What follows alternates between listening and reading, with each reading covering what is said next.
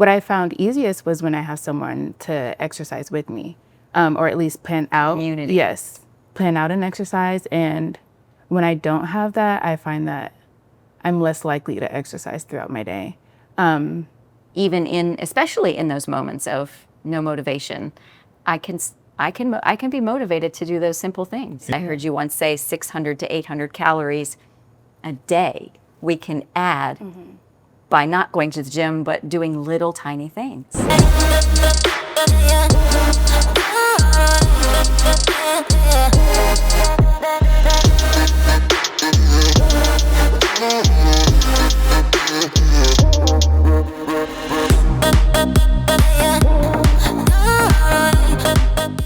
Studies show that 92% of people rely on motivation alone to reach their fitness goals. The truth? Motivation is overrated. Today we're diving into the science of habit building, so fitness becomes something you do, not something you wait to feel like doing. So before we get started, let's welcome Greg Burwell to our show, the founder of Zero Sweat Fitness. Hey, Greg. Good morning. How are you? We're doing great. We're talking about our motivation today. Not sure I'm going to exceed on this one, but so have you ever had a moment in life where you feel super motivated only to 5 seconds later feel super unmotivated? Most definitely. I feel like I experience it every day. Truth. Yeah. Especially with exercise, I'm like, okay, I have the energy to go into this exercise, and then I'm like, you know what, I'd rather do something else. Yeah, your brain jumps to another task. And it's like, oh, I can push this back till tomorrow. And am I going to do it tomorrow? Probably not. But I think my brain convinces myself that I will. And so And when you have this vision in your mind of what you're motivated to do, what is it that you're thinking that you're motivated to do? Specifically, what's your activity or? I think it really comes down to exercise, even if it's just like work, trying to research something. And then I'm like, I either think it'll take too long, or I think I could spend my time doing something different. You find something else to do. And I push that back.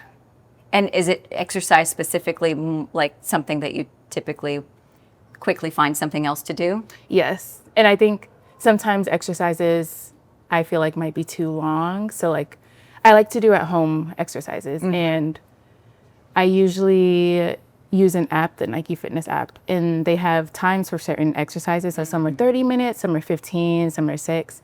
And the days I really feel like, okay, I need to exercise because I haven't done this in so long. I want to do a longer workout. But then once I get to it, I'm like, I really don't want to do 30 minutes of like abs or leg workouts. So it sounds like you've set the bar too high. Yeah, I definitely do. Yeah, I think that's where Zero Sweat is going to really come into play. Yes, for sure. Because it's sort of that thing you can achieve on any day, during even if you're working all day, you can still do Zero Sweat Fitness, and it won't interrupt anything in your day. So I do love that. How about you, Sarah?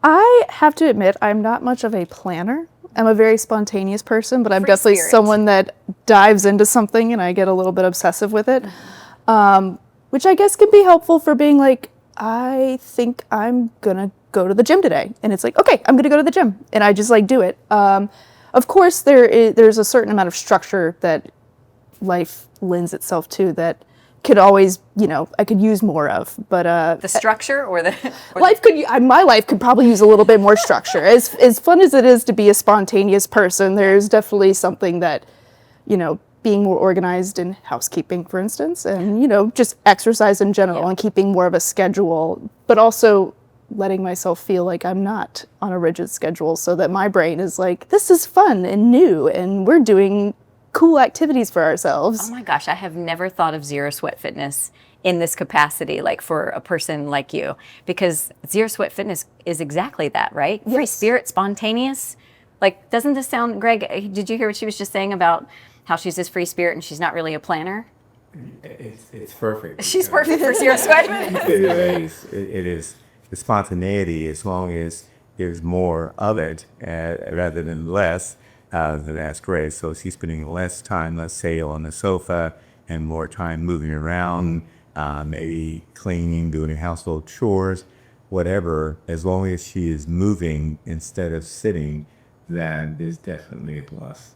Wow. So zero sweat, though, like you can just implement that anytime the thought crosses your mind, right? I guess the key in the end for all of us is making that thought cross our mind. And then when I think about what you were saying, how you will be motivated, but then quickly find another task that takes priority over that. But zero sweat is not daunting in that sense. So you could go and do that other task while you're doing zero sweat fitness. So that's, for me, that is just mind blowing, that to think that we can still do everything that we've planned and incorporate fitness or in a different capacity than we're used to thinking about fitness.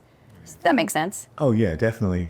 And even with me, when I would teach classes, TRX classes for, let's say, ballet dancers, for example, I would demonstrate the movement, but in demonstrating the movement, I would keep active as well. So I could go ahead, let's say, whether they were doing a squat or whatever it was, or a lunge, I could and incorporate that as well. Because although I'm standing all the time, I am basically just standing, burning up a few more calories, but I want to remain active as much as I can, so I can practice exactly what I'm preaching. So it's important to keep moving even in that capacity. Well, we've talked a little bit about failing at our motivation, but can you think of any examples of a time you've been motivated to do something and you've stuck with it long term? And if you can think of something, like what was it that made you stick to it? For me, I know I volunteer at least once a week at a equine therapy barn here in Atlanta. And so What is that? Tell me. equine therapy is essentially using horses for, this barn specializes for children. So they work a lot with the Children's Hospital of Atlanta.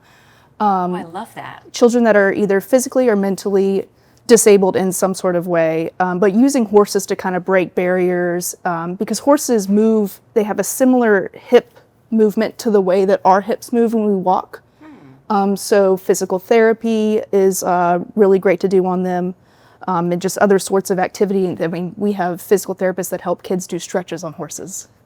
It's an incredible program, but that's a way that, one, I'm motivated because I'm scheduled. So, I can't not show up. I don't want to let a kid down. Sure. But also I help take care of the horses on Wednesday nights. And that's a time that it's like, for someone that's been around horses their whole life, I just love being around the animal. So I'm like, one, I get to go outside. I get to walk up and down hills as I, take the horses in and out, lift up hay, lift up feed bags. It's a great way for me to be like, I'm, getting a workout, but I'm not, I have this will. It's enjoyable. It's something that I desire to do every week, and it's, for someone that's spontaneous, it's scheduled. So I definitely have that block of time where I'm like, I know I'm going to go to the barn on Wednesdays, and I know I'm going to go to the barn on Saturday.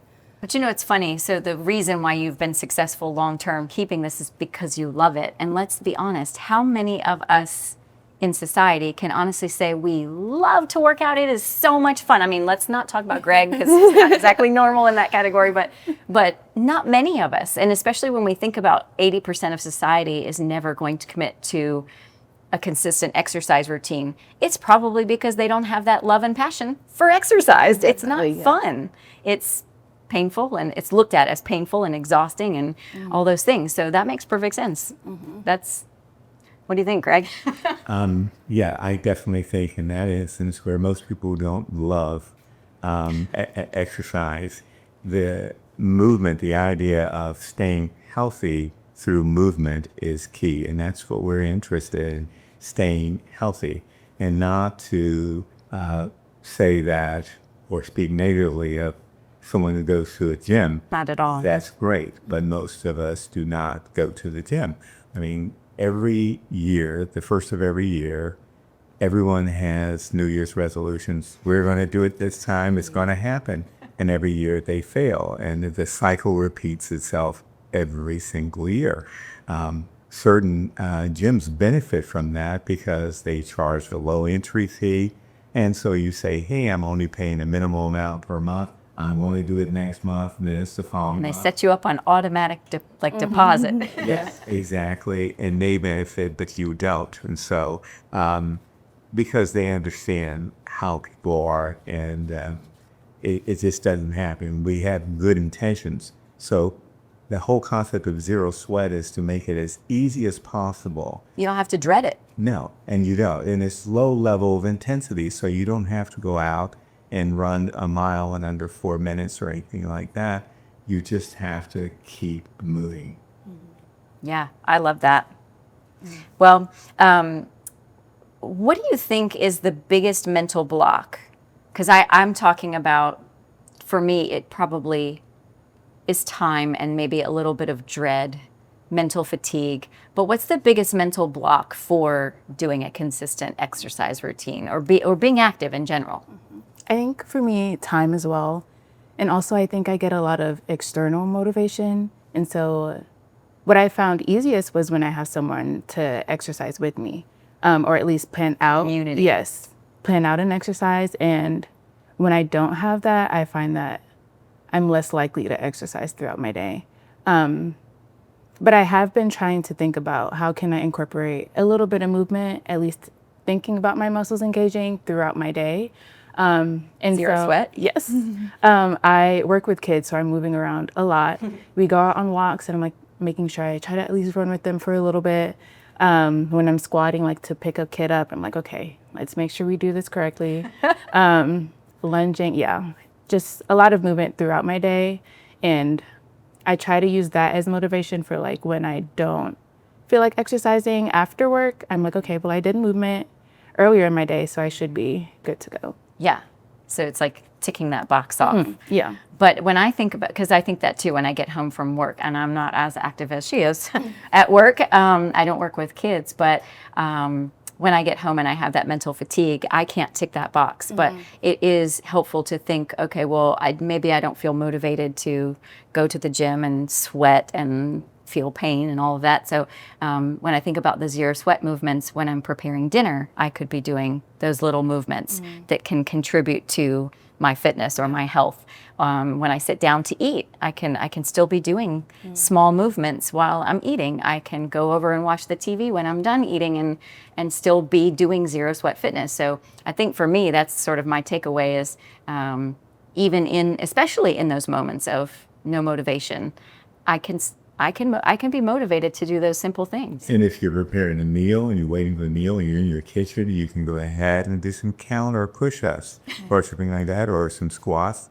Hold on to the counter and go down. Use your reasonable range of motion, what works for you, to do that. And he has the support of the counter itself. I just had this vision of myself chopping vegetables and marching in place because I was like, well, I'm pretty sedentary because I'm cautious not to chop my finger off, but I could do something, I could even like engage my core while, as long as I don't.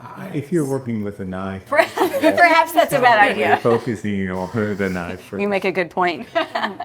So we do have to be cautious, but I guess my point is that the movements, we keep thinking in our minds that the only way to become fit is to, to do these drastic, big, forceful, painful movements. And it doesn't have to be. If we can just start with the incremental things and implement them throughout the day, we can make a big difference.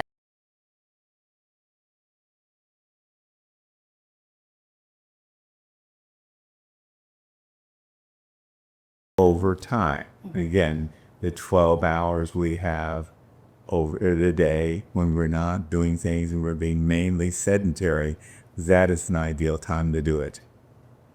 Wow. Yeah, I was thinking about what you were saying about in the kitchen, and I'm like, oh, since I dance, I do a lot One of my dance daughters. Yeah, I do a lot of like releves just for fun. Yes. Or like try to balance, and I think in my head I don't count that as movement, but now I'm like, that's movement. Yes. Yeah. Keep doing those little things, and I feel like as we get older, which I'm a little older, but it becomes easier to be sedentary than it ever was when I was younger. And I don't know that I know the why, but I can just feel myself slipping into sedentary much easier than I could when I was younger. So it is something to... I had an idea. Do I want to hear it? Well, it happens if we're going to age. But we research... aging. No. You're in your prime. But But no, what happens is as we age, we start to lose hormones as we age. And so the energy that we have and we get through growth hormone and the other sex hormones will start to wane, and we become more sedentary that way. It's a physiological phenomenon that takes place. But the nice thing about movement is it helps keep those levels from dropping precipitously. And that's what you want to do through continuous movement throughout your life. You're going to be better off than if you're just sedentary and you're losing lean body tissue in addition to losing hormones. That's why there's HRT or hormone replacement therapy to help as we age. So you're saying movement actually helps stabilize our hormone levels? It slows down the decline of hormone levels. Wow. Yes. You guys probably aren't thinking about that just yet, but I'm sitting here thinking, holy smokes, more motivation to add these little incremental movements. Exactly. This should be a movement revolution because I'm thinking just even in my office environment, how many women in my age group, it's a daily conversation for us, how our bodies are changing and how things are feeling different. So now I'm going, wow, this impact of these little incremental small movements is bigger than just an appearance or even like discomfort in knees and joints. But it's, wow, that's powerful. We used to accept that as people age, they decline in activities. Makes sense. People didn't work out as rigorously as they do. Well, we just thought we were getting old. Yeah, it's okay. This is kind of, I'm near retiring age. I'm 65. That's it. It's done. My life is done. I'll spend the rest of my life in the lazy boy. But that does not have to be the case. In fact, we can be active well through our 90s, happy. My hero, Jas Lalanne, was 94 when he died, and it was just a pneumonia because he wasn't aware that he was sick until it was too late. But other than that, he was extremely, extremely active. Wow. I mean, I think you're in your 20s, 23, and Sarah, you're 29. 29, still in your 20s. So get right there. on the cusp. Yeah, interesting. Okay, so, I mean, you may not be able to relate to this. I can remember my 20s hearing people talk about this, my mom, and I don't know, it just felt so far away that I don't think I really tuned in that much. But I think if we can start developing these habits now, like in your 20s, and I imagine like what the difference could be by the time you reach your 40s or 50s, I just think, wow, everyone should be doing this. Yes, definitely. Have you guys ever started a workout plan only to quit after a few weeks? Like you were motivated, you stuck to it initially, but after a couple weeks, you just kind of gave up. And if so, what made you stop? Do you remember? I recently I was on TikTok and Surprise. I thought, yep, I saw a lot of calisthenics like workouts on my page. And I thought, I want to give this a try because I like body weight exercises.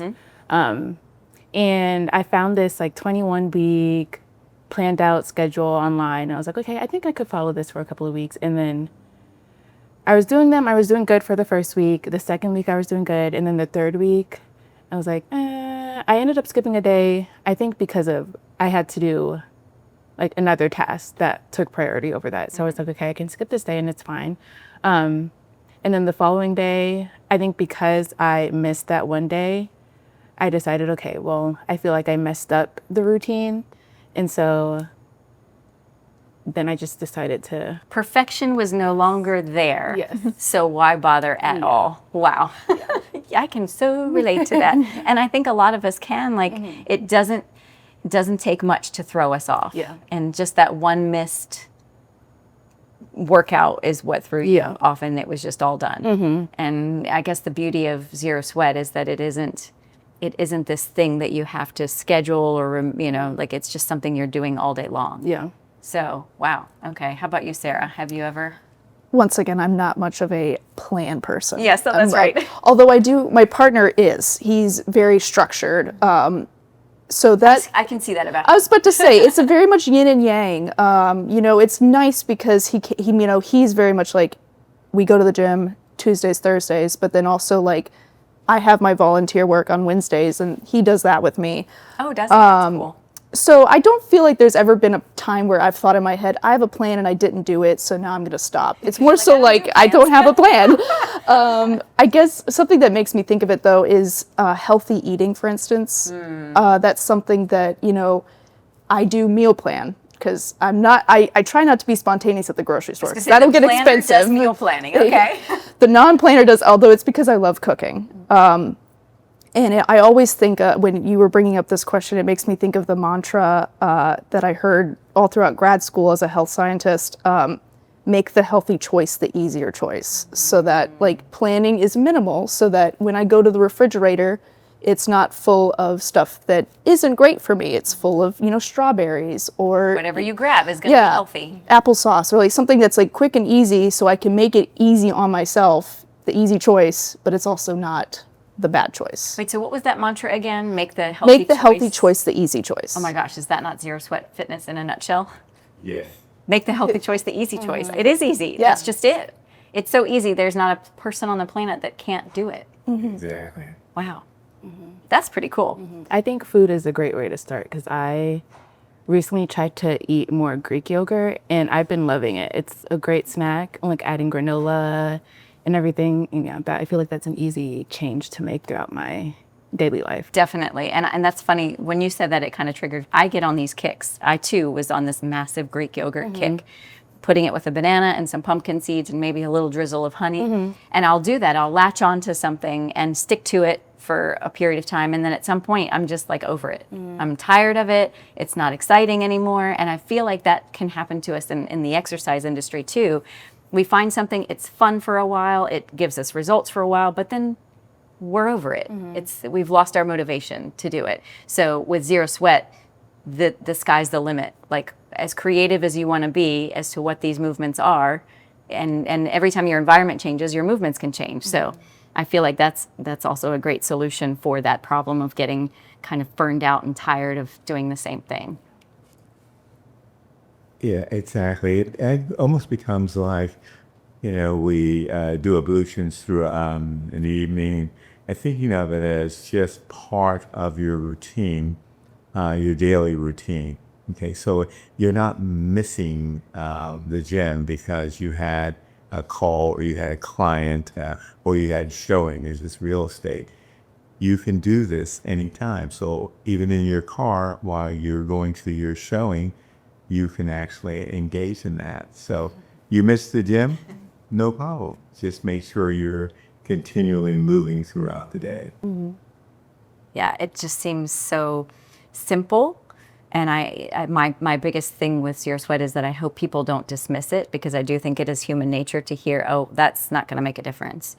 But really understanding that it's these small movements over time, if you're consistent, really make a big difference. So I'm trying to think of what something you can think of your routine. No, sorry, you don't have a routine. I have some routine. I do go to a job, 9 to 5. Okay, well, there you go. Well, okay, start with that. Like with your 9 to 5 job, what is something you could start adding and commit to without it being too overwhelming or too structured? Yeah, I work remote most of the time, but standing desk are something that I'm a huge fan of. And then I'm also, being someone that's a little bit spontaneous, my attention span is definitely, I lock in and then I'm like, okay, I gotta do something else because I'm gonna go cross-eyed. So, you know, getting up, walking around the house, and sometimes I'll do small chores, like, you know, go upstairs, do the laundry because I'm working from home. So I'm like, this is a good time to like not have to do this at 9 or 10 o'clock at night, you know,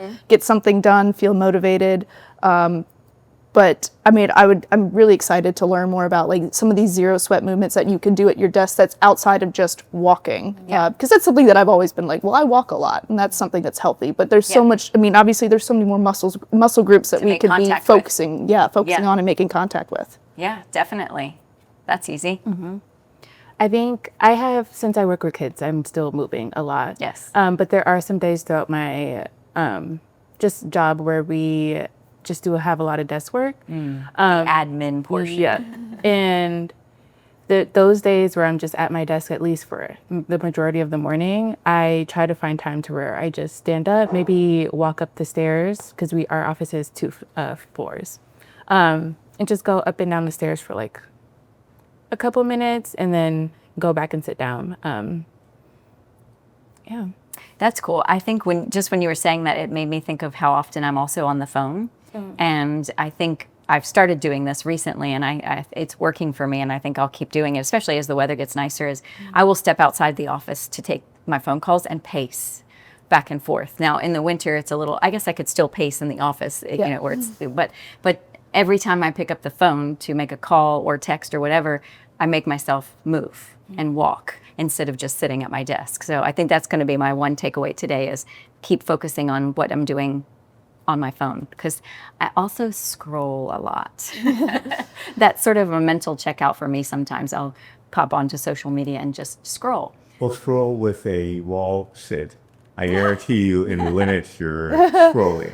Yeah. Great idea. Yes, that's a great, and I guess you can modify that. Like immediately my brain goes, into this deep like wall sit, but I guess you could just a little angle in the knees and. Exactly. And it always adjusts according to your level, your ability level. That makes sense, because I was just thinking my level changes on a daily basis. There are some days when I feel like I can go all the way down into a squat, and then there are some days when my knee is not having it, or I just don't have the energy. So yeah, remembering to modify and to adjust accordingly that's a good reminder.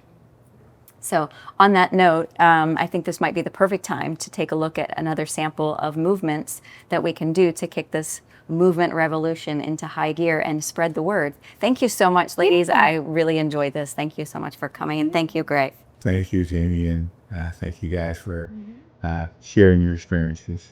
Appreciate that. Hey everyone, welcome back to Zero Sweat Fitness. Mornings can be a hectic time, but they're also a great opportunity to set the tone for a more active day. In today's episode, we're going to explore some simple movements that you can incorporate into your morning routine. Whether you're brushing your teeth, making breakfast, or getting dressed, these quick movements will help you wake up your body, boost your energy, and start your day off on the right foot. Let's get moving. First, let's turn toothbrushing into a mini workout with toothbrush squats. While brushing your teeth, stand with your feet shoulder width apart, lower into a squat, and then stand back up. Keep repeating until you're done brushing.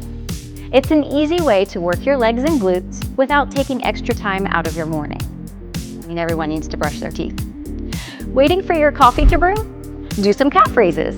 Stand with your feet hip width apart, rise up onto your toes, and then slowly lower back down. It's a simple way to engage your lower legs and get your blood flowing first thing in the morning. Next, while you're sitting up in bed, try some neck rolls and arm circles, but be gentle. This is your first movement of the day. This is also a great way to engage your upper body while you wait for your coffee to brew. So keep it up throughout the morning, because some of us have more than one cup of coffee. While you're styling your hair, incorporate some ab suction. Pull your stomach in and hold for a few seconds and then release. Repeat while fixing your hair, and then continue the ab work once in your car. Easy to do while you're driving. Lastly, try some arm circles while waiting for your breakfast to cook. Extend your arms out to the sides and make small circles, gradually making them larger. This movement helps wake up your shoulders and arms, setting a positive tone for the day and giving you some nice tone, if you get my drift.